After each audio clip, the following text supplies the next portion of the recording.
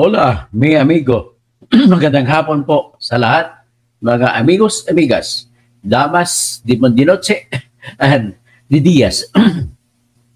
Sa mga kabalyero, kabalyeras, sa mga maisog na tausog na bunyog. So ang bunyog na maisog, isog, huwag maisog ang bunyog na isog o matapang ay bunsog. So kaya tawagin nyo kami mga bunsog din. Na bunyog na maisog, samahan ng mga matatapang. Ang salitang maiisog kasi ay salitang Ilonggo, Cebuano, salitang Waray. Sa tingin ko salitang Bicol ay ganoon din. So anyway, what is important today is the tapang. Magandang hapon, Super Mamshi. Nandito na naman tayo ngayon sa isang episode na sa tingin ko ay kagustuhan ng lahat. Nakagigiliwan ng lahat. At ito po ang ating pag-usapan ay patungkol sa nagbabaga, na patuloy na bumabaga na kwento sa Purak Pugo, maliban pa sa Bamban Pugo.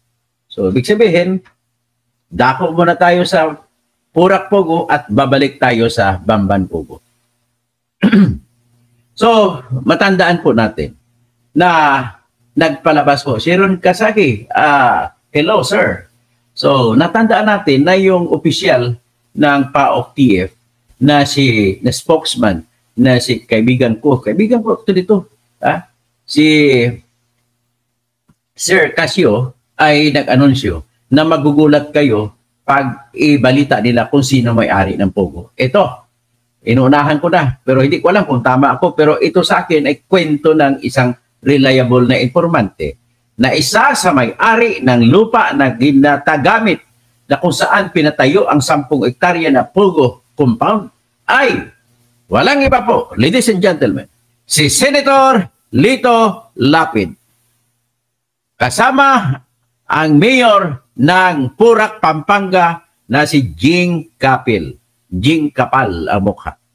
So ngayon, dito natin matatagpuan na yung mga opisyal ng ating bayan ay walang tinatawag na delikadeza. Itago man lamang nila yung kanilang pangalan kasi nakakahiya. Kung hindi sila nahihihiya sa pangalan nila na masangkot o may dikit man lamang kahit hindi totoo sa mga kagawaing mga illegal, immoral at mga korupsyon o pag-abuso, ay dapat sana hindi na nila nilagay yan kasi at least kung kumikita sila, huwag lamang nila idalhin sa malalang mukha ang Pilipinas at ang mga Pilipino. So, grabe ito, grabe. Sobrang grabe. At sa isang topic, hiwalay na topic, isisiwalat ko kung paano nabuo ang lupa na yan. Ang lupa na yan ay binuo, ang ibibigay ko lang muna sa iyo ngayon ay ang nagbumuo ng lupa na yan at namigay ng lupa kay Lito Lapid at saka kay Mayor Jing Kapil ay yung may-ari ng Grand Royal Palazzo Hotel. Okay? So siguro mga taga Pampanga, mga Kapampangan, kilala ito kung sino ang may-ari ng Grand Palace Palazzo, Royal Grand Palazzo Hotel. So ngayon, matindi talaga, sabi ni Shiro Kansake, matindi talaga si Leon Guerrero, nahulog na sa kabayo. So Rin Kunada, Mix TV, alaikum assalam. So Roddy Ramos, bakit nga ang Pinoy binubuto pa yung si Lapid? Marisa Garcia, oh my God, dapat mga Pinoy binubuto. Sabi ni Marisa Garcia, oh my God, dapat huwag na ibuto sa halip na yan. So, grabe talaga. Ito, depende naman na nagtataka naman ako sa buong Pilipino. Paulit-ulit na binubuto. Ang daming mga anomalya kinasasangkutan ni Lito Lapid. Pagdating sa Senado, wala namang ginagawa. Chairman lamang siya ng Committee de Silencio. Ay, nako. So, Jerica Lonstedt, good morning. Dr. Sing, ganda na mga balita mo. Fresh na fresh. Tuloy-tuloy lang expose para matapos. Thank you po, Ma'am Jerica. Ricky Mantile, Pugo din sa Bulacan, Atty. Tago na lang ng Pugo, maluwag sa Bulacan. Pupuntahan natin yan. Sigurado ako, andyan ang kamay. Makikita ang kamay ng isang tinatawag na malibog. Alam niyo kung sino malibog dyan. Sa ikaunlad ng Bulacan, kalibugan ay iwasan. So, ano masasabi mo, Mr. Orlan Mauricio? Mr. Orlan Mauricio na the Great Orlan, anak ni Orville Mauricio. Na may-ari ng Bulacan News. Alam ko taga Ramos Tarlac ka, pero diyan ka lumaki at doon ka isinilang sa Bulacan, Malolos. Pero anyway, what is important is we are all fighting for free and truthful Philippines. Yan ang ating commonality dyan. So, Ronnie Ramos, sino pa yun sa Bulacan? Malalaman natin yan. Si Faye Perlas, sila po, katoto, may future senator, unang naisip po talaga si Lapid sa kontrobersya na yan. Sabi niya, wow, Kotaro TV, kailangan na pudok, diretso na ito sa Inidoro. Yan nga, no? Actually, magandang hapon, Aris Macabulos, maya pagat panapon, mga kabalin ko, dyan sa, lalo sa Purak, sa Bamban. Mga kabalin ko, magbantay-bantay kayo sa boto nyo sa 2025. Okay, Jose Nelson Morales, Ban Pugo for Life. Ricky Mantelli, Attorney Engineer Tuto Kausin, Senator ng Masa Pilipino, Bulacan, may Pugo rin. Sabi niya, Alan Tubo Pagaura, at good afternoon, Attorney Engineer Katuto for Senator, Eric Cast, Lito Lapid, The Quarrying Boy. Yung kasagsaga ng lahar, Quarry, ay siya kumikita dyan. Ronnie Ramos, Emily Susan Romero, watching from Nabutas, Nilon Taran, wala na nga nagawa yung Lito Lapid na yan sa Senado, sakit pa ng ulo. So, Ronnie Ramos, ano kaya, Marisa Garcia, ano kayang gagawin ni Risa Hontiveros at saka ni Wing Gatchalian? Makita nila kasama nila ay yun nila nasa Pugo din, ang kamay nasa Pugo. Sirukan Sake, Ricky Mantile, Jerica Lonstedt, no? Sa Ronnie Ramos. Tapos, anyway, diretso tayo.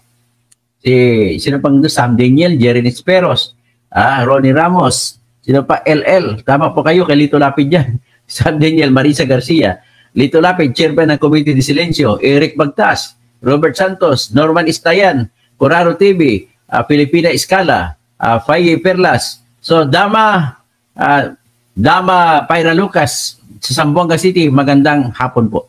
Okay, ito ang pag-usapan natin. Ang 10 hektarya na lupa kung saan nakatayo ang Pugo ay pag-arian sa pangalan sa papel ng Victoria Tourism na pag-ari naman ng isang korporasyon na ang majority, ang pag-arian ay pinangungunahan ni, mamaya ko na sabihin kung sino, hindi ko na sabihin, sa sunod na vlog, ay ang may-ari niyan ay sadyang pinuha si Lito Lapid at si Mayor Jing Capil para mabigyan ng proteksyon. Kasi isisiwalat ko later on, ang lupang iyan ay inagaw mula sa dugo ng mga magsasaka. Kasama rin dyan sa isisiwalat ko later on kung paano nakipagkutsaba yung Department of Agrarian Reform na pinangungunahan ng mga legal officers ni Conrado Estrella III. So, yan, makikita nyo kung paano lahat yan. At dyan, isisiwalat ko sa sunod na marami na ang pinatay dyan. Sa loob ng Pugo Hub na yan na mayroong tinatawag na Park Hotel. Sa Park Hotel, labas-masok dyan si Lito Lapid. Labas-masok din dyan yung mayor ng Purak na si Jing Capil. Labas-masok din dyan ang ibang opisyal ng Pampanga. Kaya, sa totoo lang, ang problema natin, kaya ang mga politiko nating abusado ay patuloy na umaabuso at walang kimi, walang takot na dumidiretso sa kanilang gawain para kumita sapagkat ang mga pulis na pwedeng umaristo sa kanila ay may tinatanggap din sa mga hatag ng Pugo. Kasama na dyan si Central Luzon Director Jose Hidalgo, kaya dapat tanggalin na yan mula sa Central Luzon na PNP. Kasama din dyan ang Provincial Director ng Pampanga. Sa bandang side naman ng Tarlac, magkatabi lamang yan. Ganon din, kasama din dyan ang Provincial Director ng Tarlac. Kasama din pati, sa totoo lang, sa sunod lang, sasabihin ko, pati si Gobernadora ng Tarlac, sasabihin ko, isisiwalat ko ang kanyang dikit dyan sa kay Bamban Mayor Alice Go. So itong usapin ng Pugo, sobrang ano na ito, sobrang balahura na ito.